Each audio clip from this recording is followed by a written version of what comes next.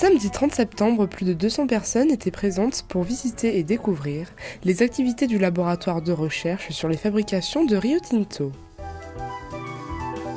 Isabelle Roton, vous êtes la directrice du LRF, laboratoire de recherche et de fabrication groupe Rio Tinto à Saint-Jean-de-Maurienne. Quel est le périmètre d'activité de ce site ? Le LRF, c'est avant tout et surtout un centre de recherche dédié à l'aluminium. Ici, on conçoit, on développe toutes les nouvelles technologies de cuve pour l'aluminium. En fait, ici, nous avons une mini-série d'électrolyse avec 3 cuves de taille industrielle qui nous permettent finalement de servir de plateforme pour tester, grandeur nature, des nouvelles briques technologiques. Par exemple, des composants, des capteurs, ça peut être des actionneurs, de la régulation, voire des cuves complètes. Donc c'est véritablement un centre de recherche et développement et d'innovation lié au secteur de l'aluminium. Beaucoup de premières mondiales ont été réalisées à Saint-Jean-de-Maurienne au LRF. Bien sûr. Le LRF a 58 ans maintenant. On a développé ici, on a un leadership technologique reconnu au niveau mondial.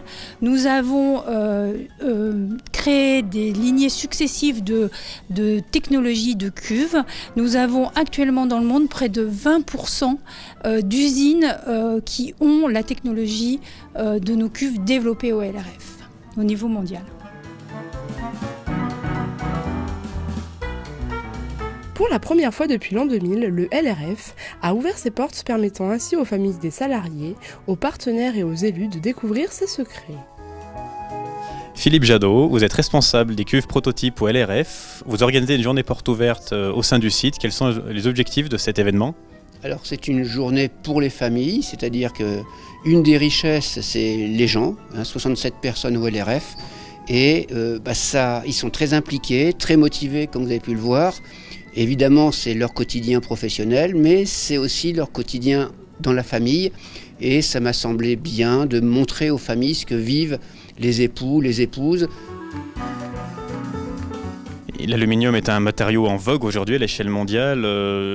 Quels sont les projets de développement au LRF et au sein du groupe Rio Tinto par rapport à ce secteur ? Alors, la vocation du LRF, c'est quand même de développer des technologies pour les cuves, pour optimiser les cuves, pour optimiser, alors c'est compliqué, c'est le rendement Faraday, mais pour optimiser au maximum la performance des cuves.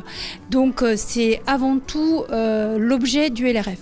Par ailleurs, au niveau mondial, l'aluminium devient un matériau de plus en plus utilisé par l'industrie automobile, par l'industrie aéronautique, et c'est ce qui nous permet d'avoir une production qui augmente au niveau mondial.